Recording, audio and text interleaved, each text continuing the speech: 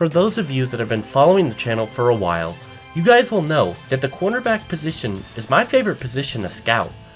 And this year, there are some very fun cornerback prospects with some extremely high upside.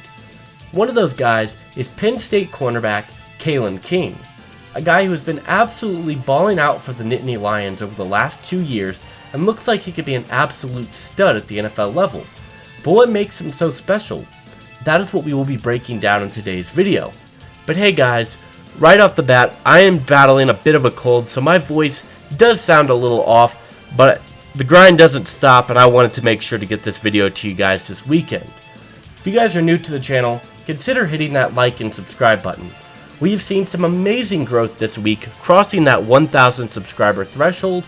I appreciate all of you very much. But without further ado, let's take a closer look at Kalen.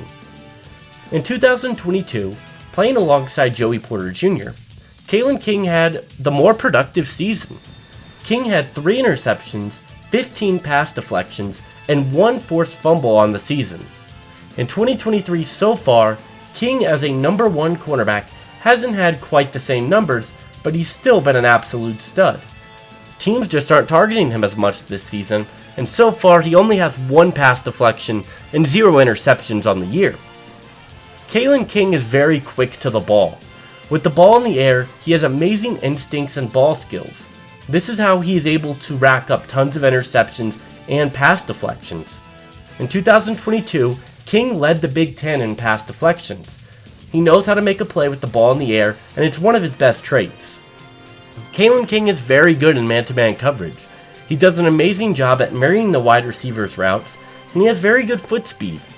He moves his hips very well, and has very good flexibility. He also is very solid in zone coverage.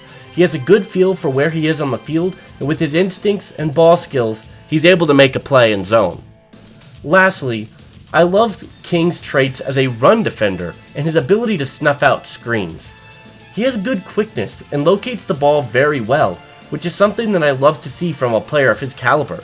Not a lot of corners are willing to come down and make that play in the run game, but Kalen is quick to the ball and he hits with a lot of power. There are some areas of concern when it comes to King's game. He is not the fastest player in the world. He struggles against faster wide receivers, and I would like to see his speed improve a little bit. It is rumored he runs a 4.3, but when I watch it, I just don't see 4.3 speed. He struggles, and he gets beat every now and then, especially against these smaller, quicker wide receivers. He's beaten down the field from time to time, and he doesn't have the recovery speed to get back into the play. He also isn't the most physical player in the world either. He does not get his hands on the wide receiver as much as I would like to see, and he lacks in the physicality department that I look for in my corners. Now, I'm not saying King is not physical, because that's not true, but it isn't one of his defining traits. This is both in coverage and as a tackler. While he hits with a lot of power, it's inconsistent in terms of his tackling. He's not the hardest hitter in the world, but he has some instances where he also missed tackles in the open field, and that's an area I want to see improving King's game. King isn't the biggest cornerback in the world either. He's at 5'11", 188 pounds, which isn't stellar by any means, but to be completely honest, King plays a lot bigger than his frame would lead you to believe.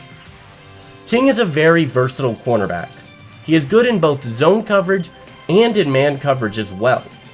I think that he will best fit in a heavy man-to-man scheme where he is going to be able to use his traits and his ball skills at an extremely high level, and I think there are multiple teams that would love to add a heavy man-to-man corner on their roster.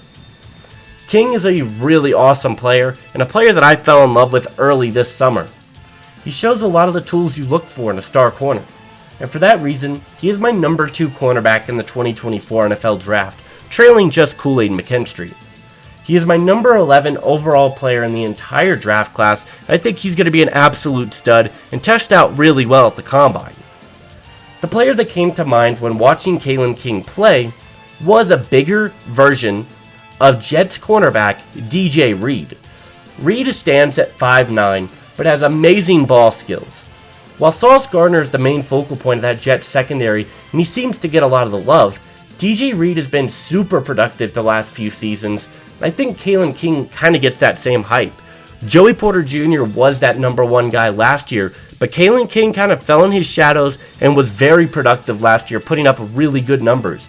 I think DJ Reed would be fantastic if he could end up being that kind of player in the NFL, so I'm going to say DJ Reed is my player comparison for Kalenking.